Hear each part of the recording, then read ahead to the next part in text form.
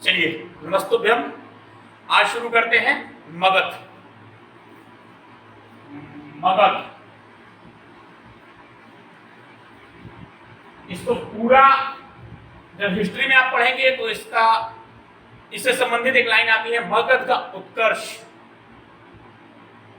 ठीक है, मगध एक ऐसा साम्राज्य, मगध एक ऐसा राज्य जो अपने आप में बहुत ही विलक्षण, अपने आप में संपन्न और सबसे अनोखा राज्य हुआ। मगध सबसे बड़ी चीज कि आज का नहीं है, ये सदियों पुराना है।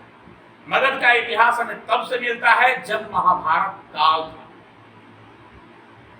मगध की स्थापना करने वाले जो राजा थे उनका नाम था बृहद्रथ।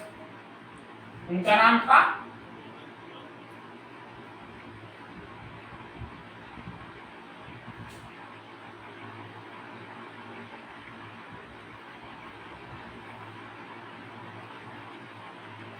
बृहद्रथ।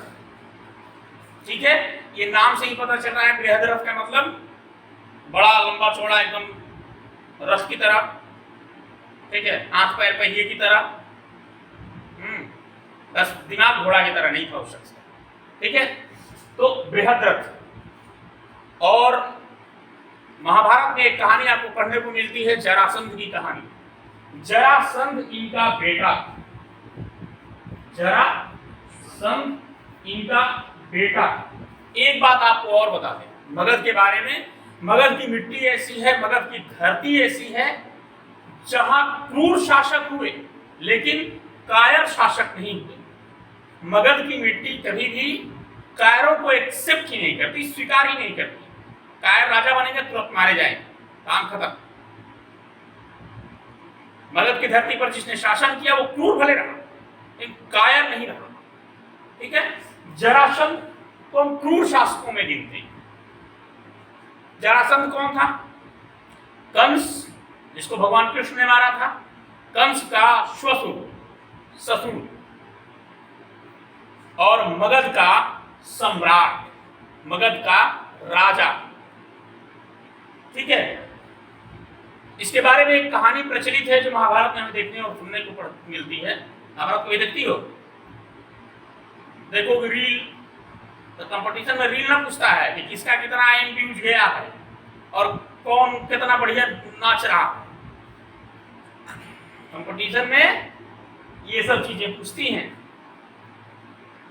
ठीक है, तो मगध, जरासंध, उसके बारे में एक कहानी है कि जो उसके पिता थे राजा बृहद्रथ, उनकी 2 पत्नियां थी लेकिन उनकी कोई संतान नहीं थी। कहीं कहीं ये कथा आती है कि नहीं, बड़ी वाली की संतान नहीं थी, छोटी वाली की एक संतान थी। लेकिन बड़ी वाली रानी दुखी रहती थी कि मुझे कोई संतान नहीं है, मुझे कोई पुत्र नहीं। राजा और उन्होंने बहुत सेवा की, बहुत पूजा पाठ किया। एक महर्षि ने उनको फल दिया कि आप अपनी रानी को ये फल दे दें और वो खा लेंगी तो उन्हें गर्भ ठहरेगा, उनको बच्चा होगा, संतान होगा, पुत्र की प्राप्ति होगी। राजा ला करके फल देते हैं रानी को। रानी क्या करती हैं कि उस फल को 2 पार्ट में काटती हैं और एक अपनी जो छोटी वाली गोतिनी थी, यानी राजा की 2 पत्नियां थी, तो जो छोटी वाली थी उसको दे देती, आधा आप खा लो, आधा हम खा लो। परिणाम स्वरूप ये हुआ कि जब उनका बच्चा पैदा हुआ तो वो 2 पार्ट में पैदा हुआ, बिल्कुल बीच से फटा हुआ, एक आधा और एक आधा। एक के गर्भ से आधा शरीर और एक के गर्भ से आधा शरीर। अब बड़ी फेरा, आखिर इसको क्या किया जाए?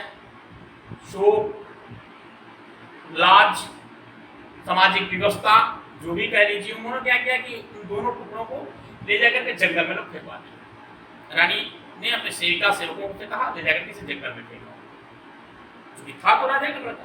ले जाकर के वो लोग भी बड़ी अच्छे से मखमली कपड़े वगैरह लगाए हुए ले जाकर के लोग रखे, जंगल में रखे लोग आ गए। उधर से एक जरा नाम की राक्षसी गुजर रही, वो देखी इंसान के मांस का टुकड़ा, खुश हो गई कि आज तो एकदम मीठा मीठा बढ़िया पनीर चिल्ली मिल गया। ठीक है, लेकिन हुआ ये कि जो ही वो दोनों टुकड़ों को उठाई तो आपस में उछल गए और उसी वक्त जरासंध ठठा के हंसा, तो देख के खुद डर गया, यार ये क्या है, ये कौन सा चमत्कार। फिर उसने पता किया तो पता चला कि ये महाराज यहाँ ये घटना हुई थी, उन्हीं का पुत्र है, ले जाकर के फिर बेटी है। उसी वजह से जरासंध का नाम जरासंध रखा गया। संध मतलब जोड़ना, संधि जोड़ना, और जरा उस राक्षसी का नाम। ये तो हमें कथा मिलती है महाभारत में, लेकिन जब हम लिखित इतिहास की बात करते हैं तो वहां हमें ये कथा मिलती है कि उत्तर वैदिक काल के बाद भारत के जो अलग अलग राज्य थे, अलग अलग जो क्षेत्र थे, वो आपसी टकराव में बंट गए। ठीक है, और स्थिति ये थी कि भारत कुल 16 महाजनपदों में बंट गया। जनपद क्या है? तो जनपद होता है, जनपद मतलब जिला। आज भी आप उत्तर प्रदेश में जाते हैं तो गाजीपुर जिला, मऊ जिला, चंदौली जिला वर्ड यूज होता है। वहाँ जनपद, गाजीपुर जनपद, मऊ जनपद, चंदौली जनपद, ऐसा वर्ड यूज होता है जिला के लिए। वहीं जब 2-3 जिला यानी एक क्षेत्र मिला करके उस वक्त महाजनपद बनते हैं। ठीक है, अब यहाँ पे सवाल ये आता है कि आखिर वो 16 महाजनपद कौन कौन थे? ठीक है, तो 16 महाजनपद कौन कौन थे? अवंती, अस्मक, अंग, कंबोज, कुरु, कौशल, काशी, चेदी, पंचाल, मगध, मल, मत्स्य, वज्र, वत्स और सूरसेन। ये 16 महाजनपद। अच्छा, मुझे तो याद है, हम एक सांस में बोल गए, लेकिन अब इसको याद कैसे करेंगे? तो मिला दें इसको। चलिए, अब इसको याद कैसे करेंगे? तो देखिए, ध्यान रखिए, 16 महाजनपद के जो नाम है ना, वो वर्ण के क्रम के अनुसार है। कैसे? तो सबसे पहले अ से हैं तीन शब्द हैं। कौन कौन? अवंती, अस्मक और अंग। ठीक है, अ के बाद क से कंबोज, क से कंबोज, कुरु, कौशल और काशी।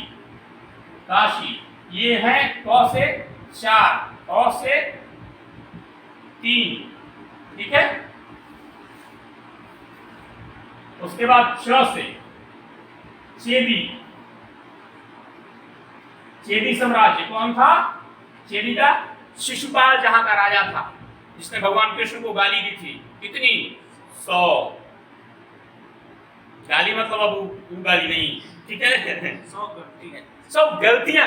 हाँ, उनके सामने उनको अपमानित किया 100 बार, और वो उनके बुआ का बेटा। उसकी कहानी कुछ और है, कभी पढ़ाऊंगा तब बताऊंगा। ठीक है, च से चेदी, प से पंचाल और म से 3 हैं।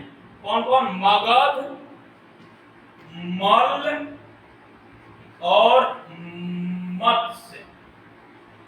मत्स्य।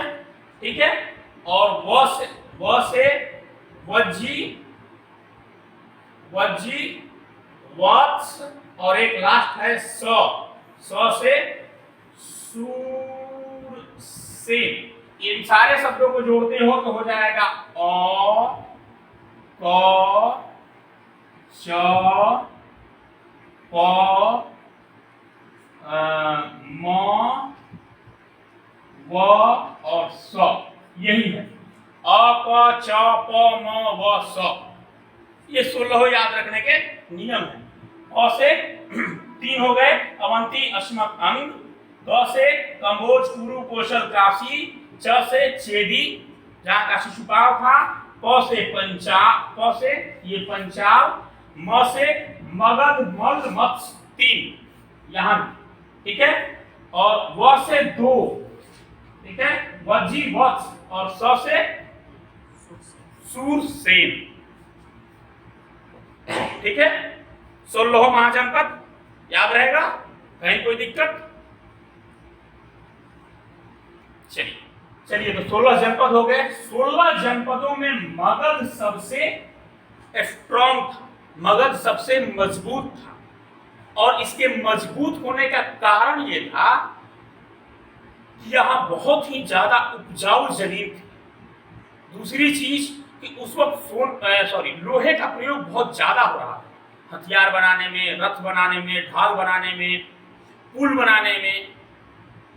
सोने की मैंने एकदम बिल्कुल नई नई ताजा खोज होने के बाद उसका प्रयोग शुरू हुआ था। ठीक है, तो और लोहे का अयस्क जो है इस क्षेत्र में बहुत मिलता था। बिहार, झारखंड, ये पूरा एरिया मगध के एरिया में आता था। और झारखंड वैसे भी अयस्क के लिए पूरी दुनिया में जाना जाता है, भारत में तो है। ठीक है, तो तीसरी एक चीज थी कि यहाँ सुरक्षा बहुत अच्छी थी। सुरक्षा कैसे अच्छी थी? तो मगध का जो क्षेत्र है ये एक तरफ से गंगा, दूसरी तरफ से गंडक, तीसरी तरफ से सोन, बाकी और सहायक नदियां अलग। ये तीन बड़ी बड़ी नदियों से ये घिरा हुआ क्षेत्र था। समतल भूमि थी, उपजाऊ जमीन थी। तो खाने पीने से लेकर के, अब खाना पीना ही बड़ी चीज थी ना, आज की तरह फ्लाइट की जरूरत तो थी नहीं। सतुआ किसान बांधे पैदल अपना टिक टिक टिक टिक करते हुए चल दिए। बहुत बड़े आदमी हैं तो घोड़ा और वो ले लिए, उससे बड़े आदमी हैं तो रथ सेना, बाकी सवारी ले लिए। तो खाने पीने के समेत जीने की सुविधाएं यहाँ बहुत ज्यादा उपलब्ध थी। लोग थे, अनाज होता था, तो राजा के कोष में टैक्स जाता था। तो राज्य होते थे वो मजबूत होते थे, क्योंकि मजबूती उस वक्त भी दो ही चीज में था, धन और बल, दोनों चीजें। मगध के बारे में एक बहुत बड़ी ये चीज रही है कि वहां जो भी शासक रहा वो भुजबल के बल पे रहा, उसकी भुजाओं में ताकत थी, वो अन्य योद्धाओं से वीर था। मगध को वीरों की धरती इसीलिए कही जाती। ठीक है, अब इसके बाद पहाड़, पेड़, जंगल, ये सारे बहुत थे। लकड़ियों का यूज होता था रथों को बनाने में, बाकी और औजार बनाने में, नाव बनाने में। अब उस वक्त नदी पार करना है सेना को, तो आज की तरह ढलाई वाला फ्लाईओवर तो था नहीं कि ऊपर ट्रेन जा रही है, नीचे बस जा रहा है अपना आराम से। नाव से नदी पार करना होता था सेना को। एक नाव पर भाई 10-20 लोग, 5 लोग 7 लोग बैठ गए तो लकड़ियों से बड़ी बड़ी नावें बन जाती थी। उन लकड़ियों से रथ और बाकी खेती के सामान बनते थे। तो ये सारी संपदाओं से भरा हुआ प्रदेश था मगध। और सबसे जो बड़ी चीज थी कि इसका क्षेत्र बहुत बड़ा। यही कारण है कि हर किसी की मंशा रही, आज जैसे होती है ना हर किसी की इच्छा कि नहीं हम IAS बन जाते, हम डॉक्टर बन जाते, हम इंजीनियर बन जाते, वैसे ही उस वक्त हर किसी की इच्छा होती थी कि हम काश मगध के राजा बन जाते। ठीक है, आज इतना ही, कल फिर मिलेंगे। मगध में आगे अब कौन कौन वंश आए लिखित इतिहास के तौर पर, कल वो बताऊं। ठीक है, तब तक के लिए विदा। और आप लोगों से एक नम्र निवेदन, अभी तक अगर आपने त्रिकाल टीवी को सब्सक्राइब नहीं किया है तो इसे सब्सक्राइब कर लें, वीडियो को लाइक और शेयर करें। कल फिर मिलता हूं।